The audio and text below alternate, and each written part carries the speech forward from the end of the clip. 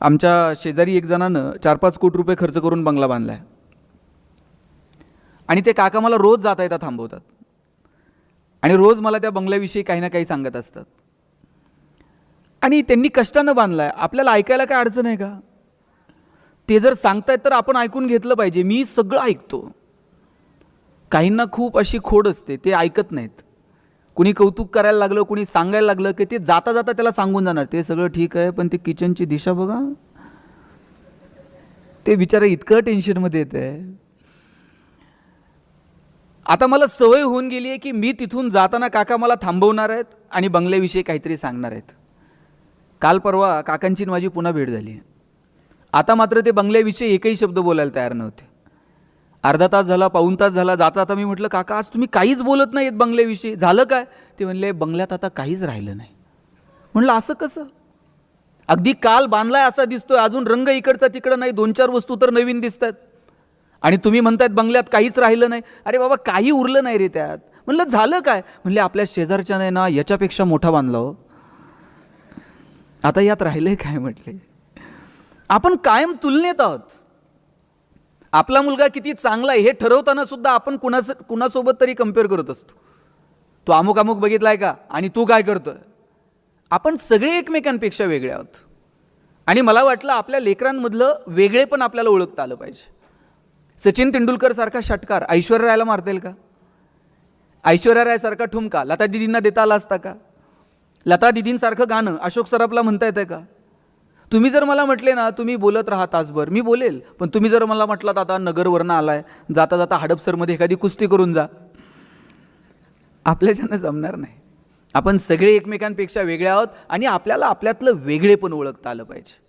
ज्या दिवशी आपल्याला आपल्या लेकरांमधलं वेगळेपण सापडेल ना, त्या दिवशी जगण्यात मजा आहे. पण आपण सगळे मार्कांचे हिशोब मांडतो. पोरांची प्रगती मोजण्याचं एकक जर काय असेल तर गुणपत्रिकेला आलेली गुणांची सूज. पण मी असं म्हणत नाहीये की तुम्ही मार्क मिळवू नका, मार्क मिळवण्यासाठी अपेक्षित असणारी तंत्र विकसित करू नका, ती कौशल्य विकसित करू नका. या स्पर्धेत जर टिकायचं असेल तर तुम्हाला मार्क मिळवावे लागतील, त्याच्यासाठी अपेक्षित असणारी कौशल्य आत्मसात करावी लागतील. पण केवळ आणि केवळ मार्क म्हणजेच शिक्षण आहे, या मानसिकतेमध्ये आपण जे अडकलोय ना, हे पोरांच्या भविष्यासाठी खूप धोकादायक आहे. मुलं त्या शिक्षणाचा आनंद घेतात का? मराठीचा एखादा धडा वाचताय, त्या लेखकासोबत तुमची मैत्री व्हायला हवी. गणित सोडवताय, गणितातले आकडे असे डोळ्यासमोर खेळायला हवेत. लॅबोरेटरीमध्ये जाऊन काही प्रयोग करताय, त्या सायंटिस्ट सोबत तुम्ही गप्पा मारायला हव्यात. इतिहास अभ्यासताय, त्या इतिहासातल्या पात्रांसोबत तुम्ही संवाद साधायला हवा. भूगोल अभ्यासताय, भूगोलातले अक्षांश आणि रेखांश असे डोळ्यासमोर दिसायला हवेत. इतकं एकरूप जेव्हा आपण त्या अभ्यासासोबत होऊ ना, तेव्हा त्या अभ्यासाची मजा वाटायला लागेल, आनंद वाटायला लागेल. पण फक्त परीक्षा जवळ आल्यात मग मागचे काही क्वेश्चन पेपर चाळायचे, कोणते क्वेश्चन सातत्यानं रिपीट झालेले आहेत, शिक्षकांच्या मागं लागायचं. IMP क्वेश्चन सांगा, व्हेरी इम्पॉर्टंट क्वेश्चन सांगा, आणि मग सगळी मार्कांची बेरीज वजाबाकी करायची. बाजारात तर आता पॉकेट सिरीज आल्यात आणि मग शेवटच्या टप्प्यात ते पॉकेट सिरीज हाताळायचे आणि मग मार्कांची बेरीज वजाबाकी करत आम्ही त्या शिक्षणामध्ये गुरफटले जातोय. मला सगळ्या पालकांना आणि पाल्यांना सांगायचं आहे की आपण त्या शिक्षणाचा आनंद घेतोय का? तुम्ही तुमच्या वडिलांना विचारा, आईला विचारा. बहुतांशी मराठी शाळेत शिकलेले आईवडील असतील. बाईंनी एखादी कविता चालीत म्हणून दाखवायची आणि पोरांनी ती त्यांच्या पाठीमागे म्हणायची. कितीतरी कविता आजही तोंडपाठ आहेत, कारण त्या कविता ही माणसं जगलीत, त्या गोष्टींशी जुळून घेत अभ्यास करत तिथपर्यंत ती माणसं पोहोचली आहेत. आजही आपण त्या गोष्टींचा आनंद घेतो का? की मग सगळंच मार्कांसाठी आहे? भूगोल मार्कांसाठी, इतिहास मार्कांसाठी, इतिहासातली पात्र ही मार्कांसाठी. मग शिवाजी महाराज 4 मार्काला, संभाजीराजे 5 मार्काला. तुकाराम महाराजांचा अभंग तर जरा अवघड आहे, ऑप्शनला टाकू म्हटले. परवा तर 10वीतला एक पोरगा मला विचारत होता, सर या वर्षी मराठीच्या पेपरला ज्ञानदेव पडणार आहेत का तुकाराम पडणार आहेत? मी म्हटलं हे पडतील कसे ज्यांनी महाराष्ट्र उभा केला? सगळं कसं मार्कांसाठी असेल? तुम्ही बघा, मैदानावरती पोरं खेळत नाहीत, लॅबोरेटरीमध्ये जाऊन प्रयोग करत नाहीत, ग्रंथालयात जाऊन काही अवांतर पुस्तक आणून वाचत नाहीत. आपण वाचलं पाहिजे. सिलेबसच्या पलीकडे जाऊन शाळांमध्ये ग्रंथालय आहेत, तिथली 2-5 पुस्तकं तरी आपण हाताळली पाहिजेत. एखाद्या आवडत्या पुस्तकावरती कुटुंबामध्ये चर्चा व्हायला हवी. शाळेमध्ये चर्चा व्हायला हवी. अण्णाभाऊ साठेंनी लिहिलेलं फकीरा, त्या फकीरातला तो नायक, अन्यायाच्या विरोधात लढण्याची त्याची ती जिद्द, काय काय किती या फकीरा कादंबरीवरती चित्रपट आला, जगभरापर्यंत पोहोचली. माझी सगळ्या इथं जे बसलेले सगळे तरुण मुलं आहेत ना, तुम्ही तुमच्या आईला वडिलांना विचारा, 10वीच्या सुट्टीत यातल्या निम्म्या आईबापांनी ययाती वाचले, मृत्युंजय वाचले, छावा वाचले. सुट्टीमध्ये वडिलांनी पुस्तकं आणून ठेवायची घरात आणि मग त्या पुस्तकांवरती पेन्सिलनं मारलेल्या रेघा, वहीत लिहून ठेवलेली आवडलेली वाक्य, याच्यात मस्त रमून जायची हो माणसं. आता आम्ही 24 तास मोबाईलवरती आहोत. आम्ही जर मैदानावर खेळायला गेलो ना, आई काठी घेऊन पळत यायची, बाद झालं रे खेळायचं, चला आता अभ्यासाला बसा. आता आईला काठी घेऊन पळावं लागते, ए बाबा ठेव ना मोबाईल, चल मैदानावर, 4 उड्या मी मारते, तू 2 तर मार. इथपर्यंत येऊन ठेपलंय. पोरं खेळायची, पडायची, धडपडायची, संघर्षाची वृत्ती त्यांच्यामध्ये आपोआप निर्माण व्हायची. शाळेला जर सुट्टी लागली, दप्तर नेऊन ठेवायचं, आईनं पिशवी भरून ठेवलेली असायची आणि मामा घ्यायला आलेला असायचा. मग मामाकडं गावाकडं सुट्टीला जायचं, त्याच्याबरोबर शेतात जायचं, धारा काढायच्या, सकाळी उठून नांगरठीवर जायचं, कुरणात जनावरं चारायला जायचं आजोबांसोबत. येताना त्याच नदीला जिथं जनावरं पाणी प्यायची तिथंच पोरं अशी जनावरासारखं गुडघे टेकवायची आणि हातानं पाणी पुढं ढकलायचं आणि झऱ्याला पाणी प्यायचं. इथल्या कितीतरी पालकांनी ते अनुभवलं असेल. जनावरांसारखं गुडघ्याला पाणी, असं गुडघे टेकून पाणी पिलेलं मला तर आठवत आहे. आता मला एक नदी दाखवा जिथं तुम्ही गुडघे टेकून पाणी पिऊ शकाल. आता पाण्याची बाटली विकत आणावी लागते, 20 रुपये लिटरनं पाणी विकत घ्यावं लागतंय. परिस्थिती बदलली आहे. आता एक नदी अशी नीट ठेवली नाही, त्याला सगळं सांडपाणी, कचरा बिचरा, इकडं तिकडं निर्माल्य, प्लॅस्टिकच्या पिशव्या गाठणी बांधून आम्ही नद्यांमध्ये फेकून दिल्या. मग आम्ही मुलांना नेमकं शिकवतोय काय? केवळ आणि केवळ पर्यावरण एक विषय आलाय आता म्हणून तो फक्त मार्कांसाठी अभ्यासायचा का?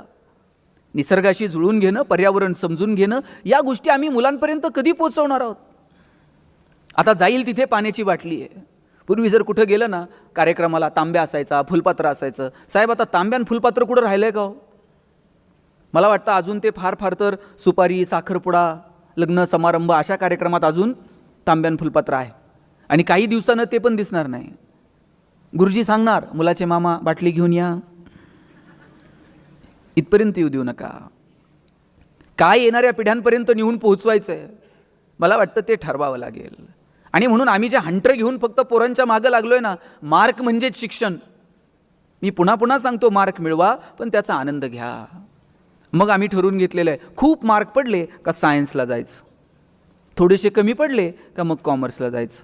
आणि सायन्सलाही नंबर लागला नाही आणि कॉमर्सलाही लागला नाही आणि मग कुठे? शब्बास. आमच्या डोक्यात ते भरलंय, आर्ट्सला काय करिअरच्या संधीच नाहीत. मी अशी किती पोरं सांगू की जे कला शाखेतनं ग्रॅज्युएट झाली आणि करिअर झालं.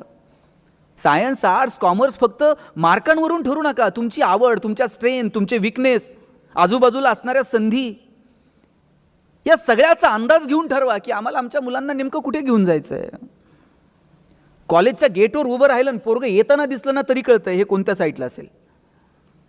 चष्मा विष्मा घालून इन बिन करून आलं का समजायचं, पावलं मोजत मोजत हिशोब करत आलं का समजायचं, आणि अशी वही बी फिरवीत शिट्टी मारत आलं, शब्बास.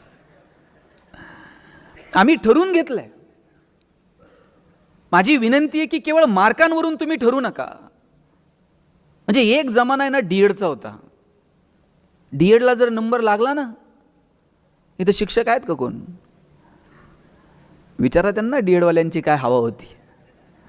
डीएडला जर नंबर लागला तर त्यांनी मागं बघायचंच नाही. आणि दोघं नवरा बायको जर जिल्हा परिषदच्या शाळेवर रुजू झाले का रुबाब होता. आता डीएड कॉलेजेसची अवस्था काय? बहुतांशी डीएड कॉलेजेस आता बंद होत चाललेत. त्यानंतर इंजिनिअरिंगचा बूम होता.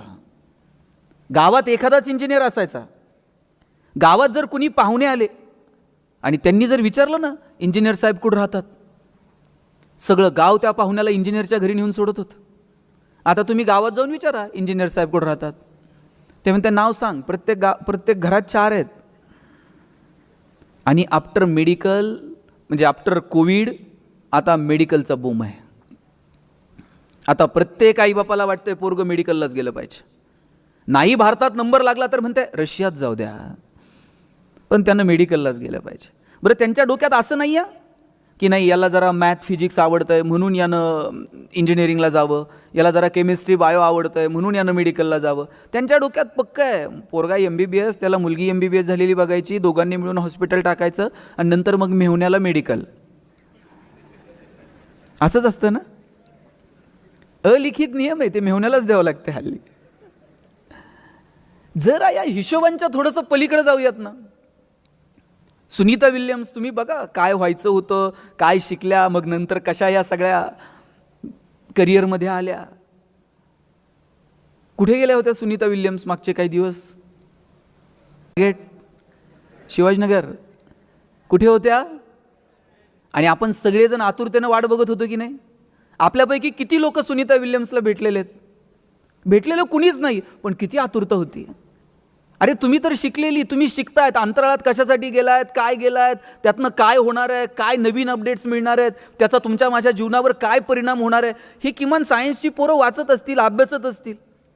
पण गावात खेड्यापाड्यातली खुरपणी टुरपणी करणारी बाई सुद्धा गप्पा मारताना म्हणायची, बाई ती सुनीता आली की नाही कुणाच ठाऊक. किती प्रेम, किती आतुरता, काय करिअर आहे हो. जगणं हे आयुष्य एकदाच आहे, परत आहे की नाही मला माहित नाही. असं जगायचं ना, लोकांना हेवा वाटला पाहिजे.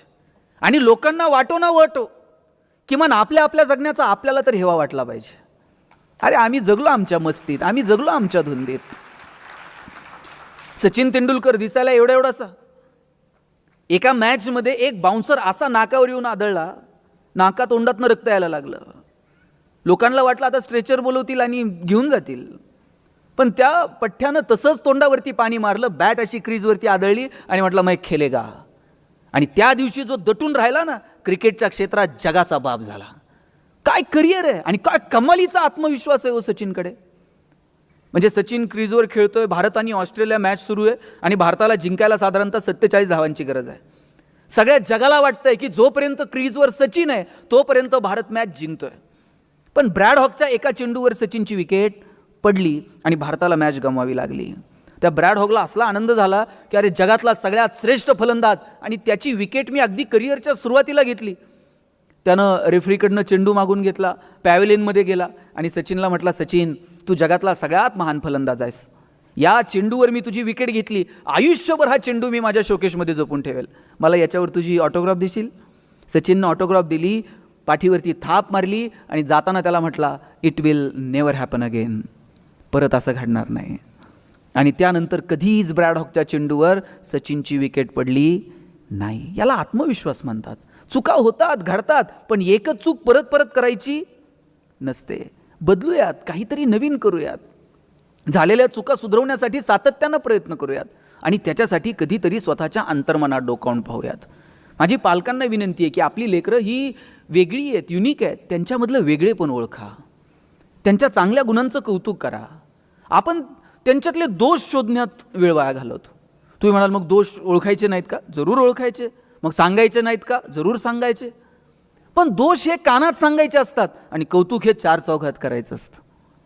आपण उलट करतो. बघा पोरांनी टाळ्या वाजवल्यात आणि ते पण असं आईकडं बापाकडं बघत. नाही आवडत पोरांना. तुम्ही पाहुणे आल्यानंतर म्हणणार, बावळटाचा आहे ना, अभ्यासच करत नाही, मोबाईलच घेऊन बसतोय आणि किती वेळा सांगायचंय. पाहुणा म्हणणार आहे का, फारच बावळट आहे, मी घेऊन जातो आणि परत सुधरून आणून देतो. ते आपल्यालाच सुधारायचंय. उलट पाहुण्याच्या देखत म्हणायचं, आमचा दादा इतका हुशार आहे ना, दादा पाहुण्याच्याच पुढे पुस्तक घेऊन बसताय का नाही बघा. आणि तुम्ही पाहुण्याच्या देखत म्हणून बघा, दादा बावळट आहे, दादा बाहेर जात आहे, पाहुण्याच्या बुटात पाणी होत आहे, लेसला लेस बांधताय. मग तुमची इज्जत घालवायची एकही संधी दादा सोडत नाही. कौतुक करा हे चार चौघात आणि दोष जे सांगायचे ते कानात सांगा. आणि माझी विनंती आहे, तुम्ही तुमच्या गप्पांचे विषय बदला. आपण कोणत्या विषयांवरती आपल्या मुलांशी गप्पा मारतो, संवाद साधतो, ते विषय आपण बदलून बघूयात. मुळात आपण संवाद साधतो का हाच प्रश्न आहे. पूर्वी असा गोल करून लोक एकत्र जेवायला बसायचे आणि मग गोल करून जेवायला बसलं की एकमेकाचा चेहरा दिसायचा, संवाद व्हायचा. कुणी जर टेन्शनमध्ये असेल तर घरातल्या थोरल्या माणसांना कळायचं हे आज जरा टेन्शनमध्ये दिसतंय, चेहरा पाडून बसलाय, ह्याचे डोळे खाली आहेत. आता 2-2, 4-4 दिवस पोरांची आणि आपली नजरानजर पण होत नाहीये. पोरगा आला का आपल्या खोलीत निघून जातो, जेवायला खाली येतो, त्याचं ताट घेतो, जेवतो, त्याच्या वेळेनुसार निघून जातो. गोल करून जेवायला बसा. आम्ही तर जेवायला बसलं ना, आजोबा सांगायचे चला ताटाच्या भोवती पाणी फिरवा. आम्ही म्हणायचो आता ते ताटाच्या भोवती पाणी फिरवल्यावर काय होतंय? ताटातले पदार्थ काय बदलतात का? बाजरीच्या भाकरीची काय पुरणपोळी होते का? आजोबा सांगायचे पदार्थ बदलत नाही, पण पदार्थाचा प्रसाद होऊन जातो. आणि प्रसाद कधी फेकून द्यायचा नसतो, प्रसादाचा सन्मान ठेवायचा असतो. आज आपण लहान लेकराला काठी घेऊन मागं लागतो, ते खा, ते संपव. बघा, एखादी गोष्ट कोणत्या पद्धतीनं सांगतो हे फार महत्त्वाचं आहे. काठी घेऊन मागं लागलं आणि हे संपव, पोरगं खाईल तुमच्या धाकानं, पण त्याचा आनंद आणि तो प्रेम त्या आवडीनं तो खातोय का? आजोबा सांगायचे हा प्रसाद आहे, पाणी फिरवलं का पदार्थाचा प्रसाद होऊन जातो. काय जादू आहे? आणि जेवायला बसलं की ते म्हणायचे हात जोडा आणि आभार माना. म्हटलं आता कुणाचे आभार मानायचे? ते म्हणायचे ज्यानं पिकवलं त्या शेतकऱ्याचे आभार माना, जिनं शिजवलं त्या तुमच्या आईचे आभार माना, आणि ज्यानं भूक दिली त्या भगवंताचे आभार माना. किती साध्या सरळ सोप्या भाषेत लेकरांपर्यंत कृतज्ञता पोहोचत होती. आता गोल करून बसायला कुणाला वेळ नाही. इथं प्रत्येकजण आपापल्या वेळेनुसार येतो. मला मान्य आहे आपण बिझी आहोत, प्रत्येकाच्या कामाच्या वेळा वेगळ्या आहेत. आता आईलाही कामाला जावं लागतं, वडील त्यांच्या वेळेला कामाला जातात, घरातली सगळी माणसं बिझी आहेत. महिना 15 दिवसातनं तर एकदा एकत्र येऊन जेवता येईल की नाही? विशिष्ट वेळ ठरवा की नाही 8 दिवसातनं ह्या दिवशी, सुट्टीच्या दिवशी आम्ही एकत्र जेवणार आहोत. आठवड्यातनं, महिन्यातनं एक दिवस असं ठरवून घ्या की सगळेजण गप्पा मारायला आपण बसणार आहोत. गप्पांचे विषय ठरवा. सांगा ह्या 8 दिवसांना आहे ना, हे जे आत्ता अमुक अमुक विषय चाललाय ना, याच्यावरती आपल्याला बोलायचं आहे रे. त्या निमित्तानं पोरं तयारी करतील, त्या संदर्भानं काहीतरी वाचतील. त्यांना कळेल की पप्पांच्या समोर मला आता या विषयावर बोलायचं आहे, मला या विषयावर सांगायचं आहे. ती त्यांचं मत तयार करतील. आणि मी मगाशी जसं म्हटलं की तुम्ही हंटर घेऊन तुमची मतं फक्त लादू नका. तुम्हाला तुमच्या मुलाचं नसेल पटत, किंवा पोरांना तुम्हाला तुमच्या पप्पांचं नसेल पटत एखादी गोष्ट, ती अशी ताणून मारून हाणून किंवा फक्त विरोधाला विरोध करून नाही सांगायची. सांगताना सुद्धा आपल्याला ते आपलं प्रकट होण्याचं जे स्किल आहे ना, ते सुद्धा डेव्हलप करता येईल का बघा. म्हणजे एक साधं उदाहरण सांगतो तुम्हाला. स्वामी विवेकानंदांचे गुरु परमहंस रामकृष्ण परमहंस आणि केशवचंद्र सेन यांच्यामधला संवाद आहे. आणि दोघं कोणत्या विषयावर बोलत होते? देव आहे की नाही याच्यावरती दोघांना आपापलं मत मांडायचं होतं. केशवचंद्र सेन उभे राहिले बोलायला आणि ते पटवून देत होते की देव कसा नाही आहे. आणि समोर रामकृष्ण परमहंस बसलेले आहेत आणि केशवचंद्र सेन इतक्या ताकदीनं त्यांचा विषय मांडत होते, भारावून गेले हे सगळं ऐकून परमहंस. आणि ते बोलता बोलता उठायचे, मध्येच थाप मारायचे आणि म्हणायचे वा वा केशव, काय बोलतोयस तू? तू काय सुंदर मुद्दा मांडला, काय तुझा शास्त्रार्थ, काय तुझं वक्तृत्व, काय तुझं प्रभुत्व, काय तुझा विचार, भारावून टाकलं तुम्हाला. आणि इतकं कौतुक करत होते ते केशवचंद्र सेन यांचं. शेवटी केशवचंद्र सेन यांचं बोलणं थांबलं आणि केशवचंद्र सेन यांचं बोलणं थांबल्यानंतर रामकृष्ण परमहंस उठून उभे राहिले, जवळ गेले, त्याला मिठी मारली आणि म्हटले केशवा, काय सुंदर बोललास रे. केशवचंद्र सेन म्हटले याचा अर्थ तुम्ही मान्य केलं देव नाही म्हणून. छे छे, उलट आता तर माझी खात्री झाली, तू इतका सुंदर बोललास याचा अर्थ देव असलाच पाहिजे. त्याच्या कृपेशिवाय इतकं सुंदर बोलणं शक्य आहे का? आपला मुद्दा आपण कोणत्या पद्धतीनं मांडतो याला फार महत्व आहे. आणि आपल्या जे डोक्यात आहे ना, हाणून मारून ती परिस्थिती होती, त्या परिस्थितीत तसे निर्णय घ्यावे लागतात. परत मी असंही म्हणत नाही की पालक म्हणून तुम्ही फक्त गोड गुलाबीनी वागा. आणि तुम्हाला जर कोण म्हणत असेल ना पालकांना, तुम्ही विद्यार्थ्यांचे मित्रमैत्रिणी बना, अजिबात बनू नका. त्यांना खूप मित्रमैत्रिणी ऑलरेडी, तुम्ही त्यांचे चांगले आईबापच व्हा. ते मित्रमैत्रिणी बनायच्या फंदात गेलं का ते पोरगं बापाच्या गळ्यात हात घालते. आणि ते आईला तर सरळ म्हणते, ए आई तुला काय कळतं ग, एवढं पण मित्रत्वाचं नातं ठेवू नका. योग्य वेळी कान पकडा, योग्य वेळी पाठीवरनं थाप मारा, योग्य वेळी गोडी गुलाबीत संवाद साधा. पण ते तारतम्य ठेवून आम्हाला वागता आलं पाहिजे. प्रत्येक वेळीच प्रतिकार नाही आणि प्रत्येक वेळी प्रतिसादही नाही. मला असं नेहमी वाटायचं की प्रत्येक वेळीच आपण प्रतिसाद दिला का छान होतं. आणि म्हणून मला जर कोणी विचारलं ना सुखी जगण्याचा मंत्र काय, मी म्हणायचो प्रतिकार नको प्रतिसाद द्या. प्रतिकारासाठी कशाला वेळ घालता.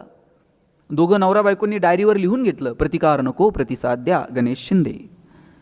घरी गेल्यानंतर बायकोनं अशी पर्स फेकली, नवऱ्याच्या डोळ्यात डोळे घालून पाहिलं आणि म्हटली मैं तेरे लिए मर जाऊंगी मिट जाऊंगी. बायको म्हणली मैं तेरे लिए मर जाऊंगी. नवरा म्हटला बघ कसं जमतंय तसं कर म्हटलं. म्हणे आता हे काय, नाही ते सकाळी सरांनी सांगितलं ना प्रतिकार नको. कधी प्रतिकार करायचा, कधी प्रतिसाद द्यायचा, ह्याचं तारतम्य नको का. कोणती गोष्ट कोणत्या पद्धतीनं येणाऱ्या पिढ्यांपर्यंत पोहोचवायची याचं तारतम्य आपल्याला ठेवावं लागेल. आणि माझा दावा आहे, आपण जसं सांगू तसं मुलं वागत नाहीत, आपण जसं वागू तसं मुलं वागतात. आदर्श हे केवळ सांगण्यातनं निर्माण होत नाहीत, आदर्श हे वागण्यातनं निर्माण होतात. पोराला सांगायचं व्यसन करू नये, घरात सुविचार लिहून ठेवायचा व्यसन करू नये, आणि बापानंच पोराला सांगायचं जा जरा गॅसच्या शेगडीवरनं सिगरेट पेटून आण. पोरगा असं येते जसं ऑलिम्पिकची ज्योत घेऊन आलंय.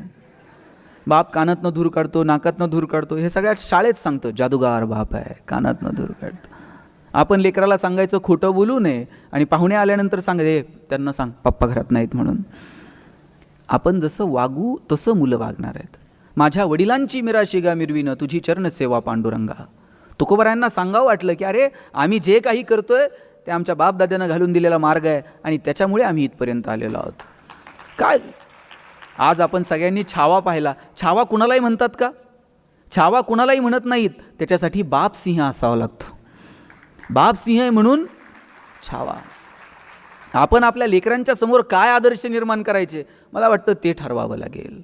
आमच्याकडे एक वाडा आहे, त्या वाड्यामध्ये एक पाटील राहतात आणि बिचारे वजन वाढलेलं आहे, वर गॅलरीत फिरत असतात, खाली येत नाहीत फारसं, वरच चक्कर मारत असतात. आणि त्यांचा नित्यक्रम ठरलेला आहे, संध्याकाळी चक्कर मारायला वाड्यातल्या त्या गॅलरीमध्ये एरझरा मारत असतात. गावातलं एक लहान पोरगं खाली येणार वाड्याच्या, आणि पाटील फिरायला लागलं त्या खालून वर बघणार आणि म्हणणार पाटील जिवंत आहे तवर काही नाही, गेल्यावर कसं करायचं, 4 लोकांना तर पाटील झेपल का, काही घेणं देणं आहे का हो? चांगला विचार करावा, चांगलं चिंतन करावं, याचं वजन कसं कमी होईल, याचं टेन्शन किती असेल बाबा, ह्याला किती त्रास असेल, काहीतरी त्याला सांगावं बाबा हे कर ते दिलं सोडून आणि 4 लोकांना झेपल का. पाटील म्हणलं याला वर बोलवा. वर बोलवलं, कोंडून ठेवलं पोरगा. ते वडील पळत आले, म्हणले पाटील पोराला का कोंडलं. म्हणले हे संस्कार केले का, मी आपला माझ्या टेन्शनमध्ये एरझरा मारतोय आणि ती खालून वर बघतोय म्हणतोय गेल्यावर कसं करायचं आणि 4 लोकांना झेपल का. ते म्हणले पाटील लहान लेकरू होते, काय कळतं त्याला, गेल्यावर कुठं संवेदना असतात का. आणि नाही 4 लोकांना झेपलं ना म्हणला हातपाय तोडून असं सुट्ट करून घेऊन जा म्हणला. पाटील म्हणले लेकराची चूक नाही, हे बेनं खराब आहे. आजोबा पळत आले, म्हणले काय झालं पाटील, नातवाला कोंडले, पोराला कोंडले, काय गडबड काय. ते म्हणले हे संस्कार केले, तुझा नातू म्हणतंय 4 लोकांना झेपल का आणि तुझं पोरगं म्हणतंय हातपाय तोडून नेऊ. पाटील गेल्यावर रुपयावर जात नाही, आणि कशाला म्हणले ते शरीराची विटंबना करायची. आजा म्हणतंय पाटील तुम्ही गेले ना वाड्यालाच काढी लागून टाकू. म्हणले काय असतं, तुम्ही जे पेरणार आहात तेच उगवणार आहे. गहू पेरून ज्वारी उगवते का, ज्वारी पेरून हरभरा उगवतोय का. आपण जे पेरणार ते उगवणार. म्हणून काय पेरायचं ना लेकरांच्या बाबतीमध्ये ते ठरवावं लागेल. मुलांच्या आयुष्यामध्ये मुलांना फक्त आपण हे बघा, आपल्या डोक्यात काय माहिती आहे का बहुतांशी पालकांच्या, नाही मला नाही मिळालं मग आता मुलासाठी करूयात, आम्ही सायकलवर गेलो मग पोराला गाडी घेऊन देऊयात, आमच्या वेळेस नव्हत्या एवढ्या सुविधा म्हणून पोरांना देऊन टाकूयात. त्यांना फक्त त्या सुविधांच्या त्या कोटामध्ये असं अडकून ठेवू नका. काही गोष्टींच्या अभावात सुद्धा मजा असते. एखादी गोष्ट नाही आणि एखाद्या गोष्टीला नाही म्हणणं हे सुद्धा आपल्याला जमलं पाहिजे हो. आपण कोणत्याच गोष्टीला नाही म्हणायला तयार नाही होत. नाही पप्पा मला ते पाहिजे म्हणजे पाहिजे, पप्पा काही करल तिकडे पण पोराला ते आणून देईल. आणि बापाची मानसिकता काय असते माहिती आहे पोरांनो, नाही मला नाही मिळालं, माझ्या वेळेस नव्हती सुविधा, आता आहे पोरांच्या नशिबानं मग देऊन टाकू. पण काय द्यायचं, कधी द्यायचं, कोणत्या गोष्टी. तुम्ही कितीतरी श्रीमंत कुटुंबातले पालक बघा, त्यांची काहीही विकत घेऊन द्यायची त्यांची कॅपॅसिटी आहे. पण बहुतांशी उद्योगपतींनी पहिली काही वर्ष पोरांना स्वतःच्याच कंपनीत 5-10 हजार रुपये काम नोकरी करा दे. तुला त्या 5 रुपयाची, 10 रुपयाची, 5,000ची, 10,000ची किंमत कळली पाहिजे. शेतकरी जर कोण असेल तर तुमच्या लक्षात येईल, पिकाला रोज पाणी देतो का हो शेतकरी. काही दिवस जरा ताण द्यावा लागतो, साध्या सरळ सोप्या भाषेत. तो ताण दिल्याशिवाय त्या पिकाला त्या पाण्याचीही मजा कळत नाही. आणि म्हणून तो ताण सुद्धा आपल्याला आपल्या लेकराला योग्य वेळी देता येतो का, याची काळजी आपण घेतली पाहिजे. सगळ्याच गोष्टी रोज तुम्ही त्याला पुरवल्या नाही जुळणार. 2-2, 2.5 वर्षाच्या पोरांच्या हातात तुम्ही मोबाईल देऊन टाकले हो. आणि बाप असं कौतुकानं सांगताय, मला कळत नाही ते त्याला कळतंय म्हणते मोबाईल मधलं. पोरग जर रडायला लागलं ना, आई त्याला जवळ घ्यायची आणि जवळ घेतल्याबरोबर पोरग रडणं थांबवत होतं. आता पोरग रडायला लागल्यावर आई काय करते, मी सांगू का तुम्ही सांगता? आणि पोरग इतकं पुढचं आहे, मोबाईल हातात आल्याशिवाय ते पण रडायचं थांबत नाही. आईच्या स्पर्शाची जागा जर मोबाईलच्या स्पर्शानं घेतली असेल, हा कुणाचा पराजय आहे? हा विज्ञान तंत्रज्ञानाचा विजय आहे का मातृत्वाचा पराजय आहे, हे ठरवण्याची वेळ आली आहे. म्हणून कोणत्या वयात कोणत्या गोष्टी कोणत्या कारणांसाठी मुलांना द्यायच्या हे आपण ठरवायला हवं. वय वर्ष 0 ते 11 वयोगटातल्या हजारो मुलांचे डोळे निकामी होण्याची वेळ आली आहे. इतका पोरांचा स्क्रीन टाईम मोबाईलवरचा वाढत चालला आहे. मोबाईल खूप चांगलं साधन आहे, तुम्ही ते मुलांना द्यायला हवं. मुलं टेक्नोसेवी असली पाहिजेत, नवीन तंत्रज्ञान कळलं पाहिजे. पण किती प्रमाणात हा प्रश्न मात्र तुम्ही स्वतःला आणि तुमच्या मुलांना विचारला पाहिजे. एक तुम्ही पाहिलं असेल, पोपट पकडणारे काही लोक, त्या एक माणूस आहे ना, खूप शिताफीनं तो पोपट पकडायचा. मी त्याला एक दिवशी विचारलं, तू इतक्या सहजासहजी कसा पकडतो रे? म्हटलं काही नाही साहेब, सोपं आहे. मी काय करतो म्हटलं, 2 झाडांना ताणून एक दोरी बांधतो आणि म्हटलं मग पोपट येतो, त्या दोरीवरती बसतो आणि तो एकदा दोरीवर बसला की मी एका झाडाची दोरी सैल करतो. दोरी जशी जशी सैल होईल तसा तसा तो पोपट पडायला लागतो आणि तो त्या दोरीला घट्ट पकडतो. आणि एकदा का त्यानं त्या दोरीला घट्ट पकडलं की मग मी टाईम साधतो आणि पकडतो त्या पोपटाला.